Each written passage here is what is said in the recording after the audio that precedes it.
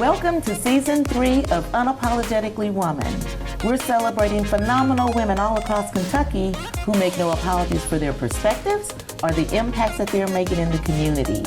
Today we're celebrating Deidra Dennie. Deidra is a wife, a mom, an advocate, and Vice President of Diversity, Equity, Inclusion at Transylvania University. Unapologetically Woman, Deidra Dennie, that's you. That's all about me. Yes, it is. Congratulations. Thank you. So you grew up in Louisville. I did. So way back in the Wayback Machine, I was in Louisville, went to Kennedy Elementary, went to Fern Creek Middle School, went to Male High School, go Bulldogs, and was able, and I had the opportunity to become a Woodford Porter Scholar. So I was in the very first group of Porter Scholars at the University of Louisville, graduated from U of L with my mass communications degree a long time ago. So, and when you were doing that, did you really think that you would, what were you gonna do? You know, funny you should ask me that question, because I still ask myself today, what are you going to do? My mom had a public relations firm at the time, and so my thought was, communications, I'll go into her firm, I'll learn how to do PR, marketing, those kinds of things, and eventually take it over. After I started doing the public relations piece, I thought, I don't like this, and I need to find something else What about to it do. that you like? I can't remember what it was at that precise moment, but it was something to do with the way you had to present people that didn't always ring authentic and honest with me. And so, and back then I was green, I didn't know anything about being politically correct. I was like, it's the truth, tell the people the truth. And not everybody wants to know the truth. Right. And not sometimes should you always tell the unmitigated, unpolished, and unvarnished truth about people. But I was young, dumb, trying to figure it out. And I thought, there's got to be more to doing what I do, because I do like to talk to people. I do like to present. I do like to the training aspect. How do I do that? And I got an opportunity to do some training and development, and I thought, this is what I'm going to do. And having a mass communications degree was a perfect fit, because what do you learn how to do in mass communicate? Write, speak, and present. So it worked out. Everything was just working out for you. Yeah. And so now you're at the University of Transylvania University. Transy.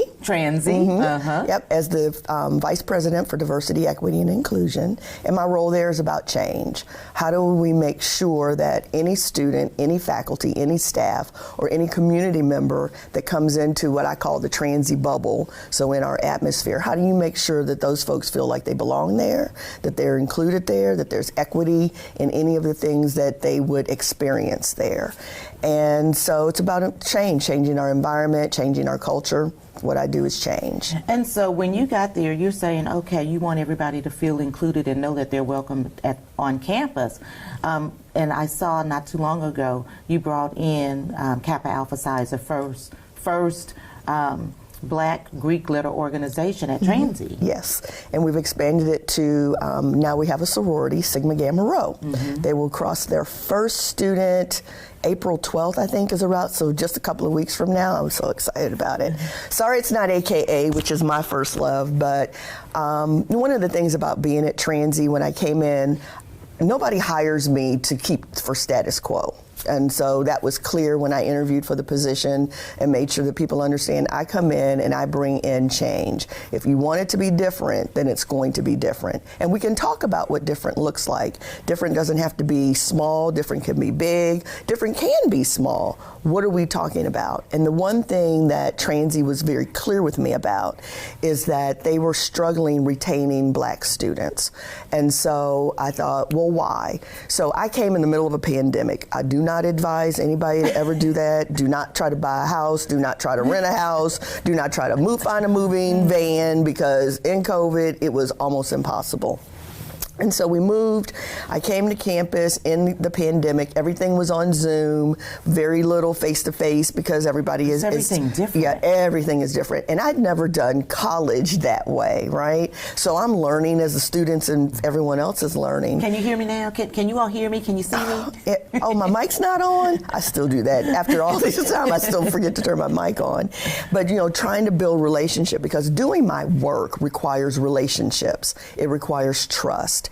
It requires community. It requires engagement. It requires fun. It requires knowing that you're talking to someone that really cares about what you're thinking and the experience you're going through. And that was very difficult to do on Zoom.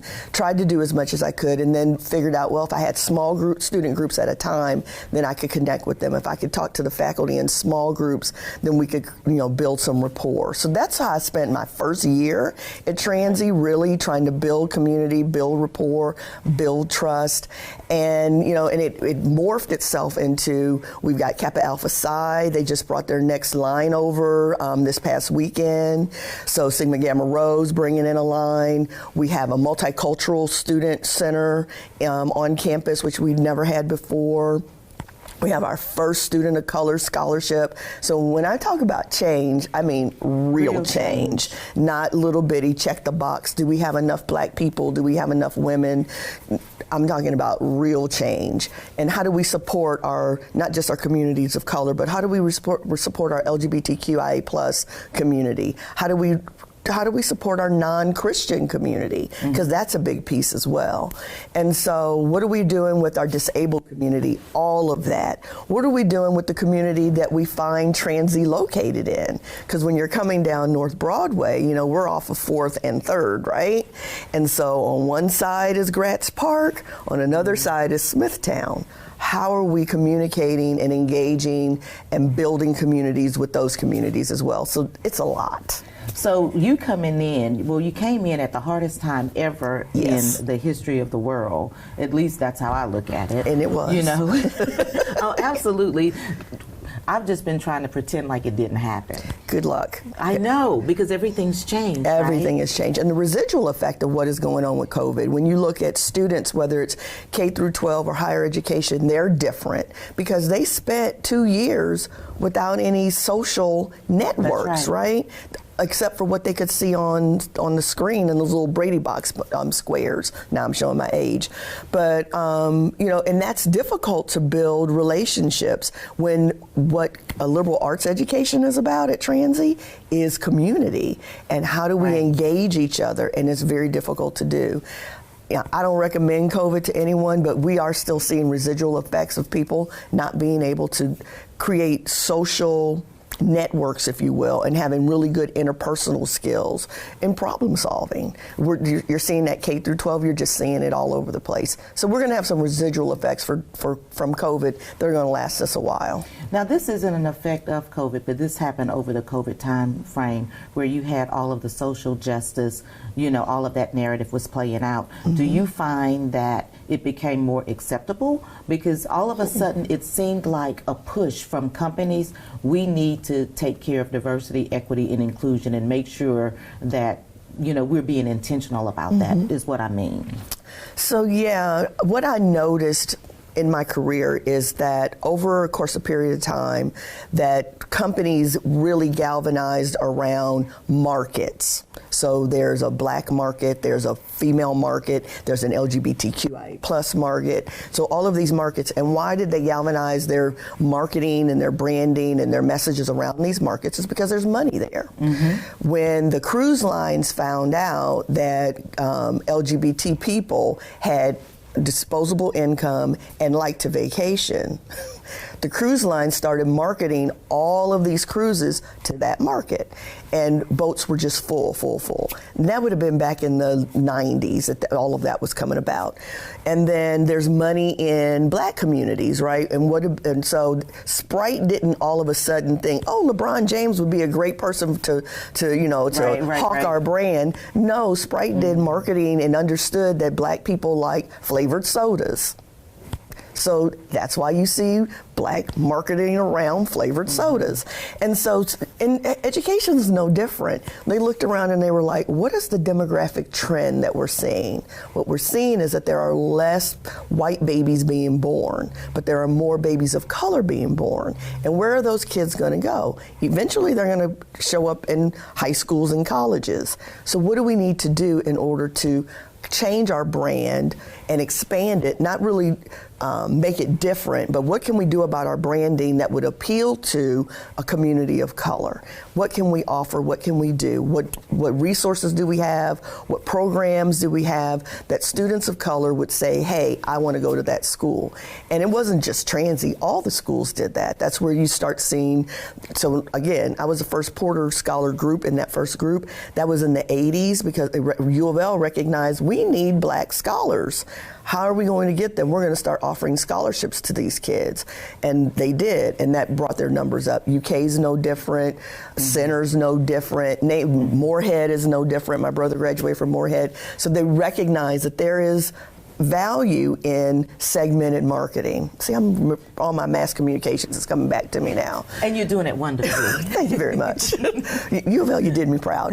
But, and so it's a process of recognizing that there's value in segmented markets, but then once they get here, what are you going to do? What are you going to do? How are we going to integrate? How are we going to engage these disparate groups of people into a place and have them thrive?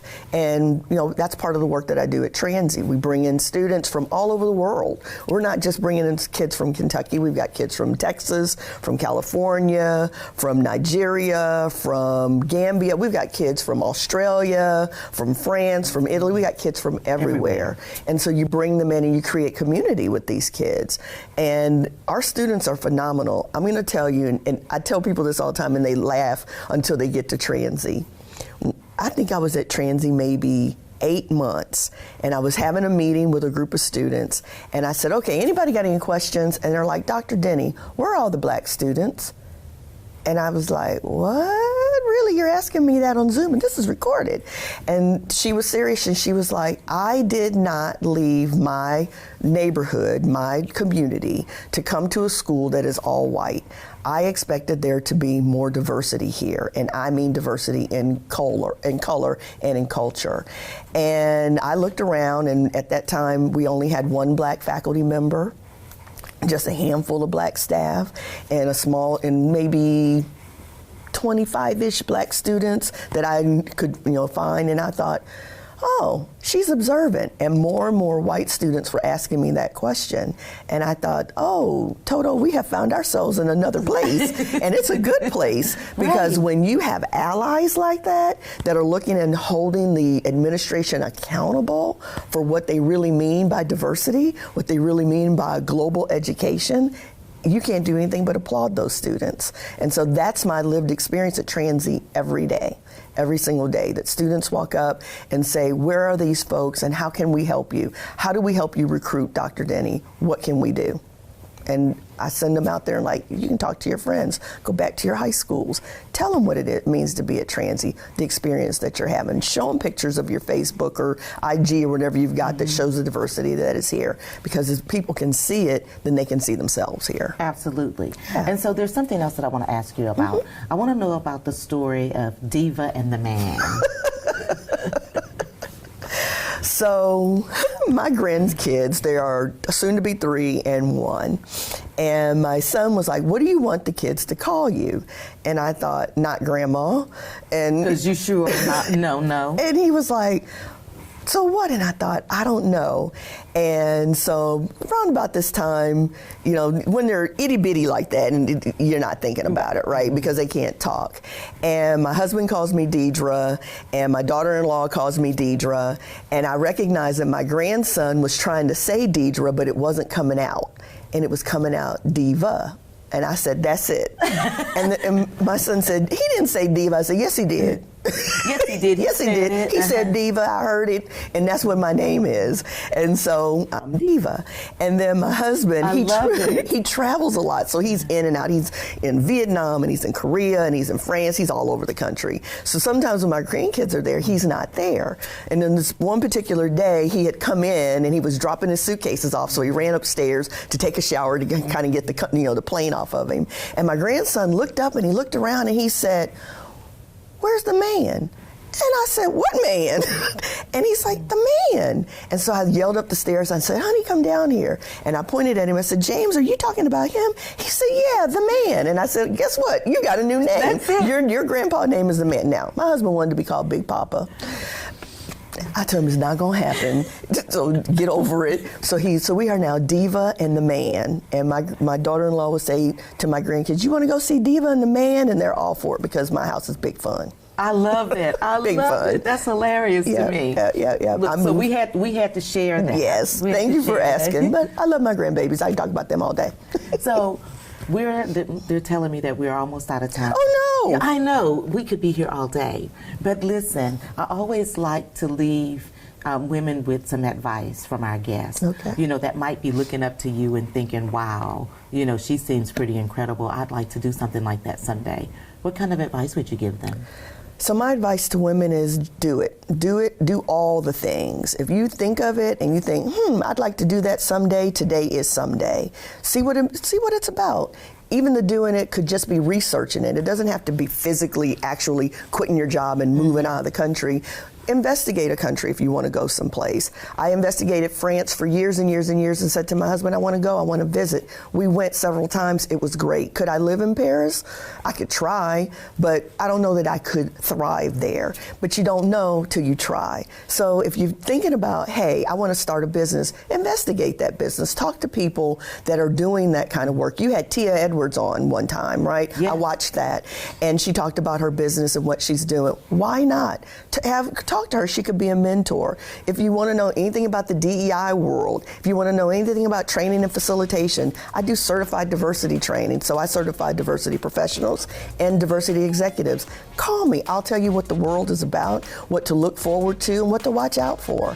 But find people who are doing the work that you're doing, or find people who are in the periphery of what you think you want to do, and talk to them and figure out if that's really what you want to do. But don't let somebody else tell you you can't do it. I love that. Thank you so much. You're so welcome. This was great. Thank you. You guys heard it from Dr. Deidra Dennie. Don't let somebody tell you what you can't do. So continue to watch as we learn about other phenomenal women that are making changes in Kentucky. So we'll talk to you soon.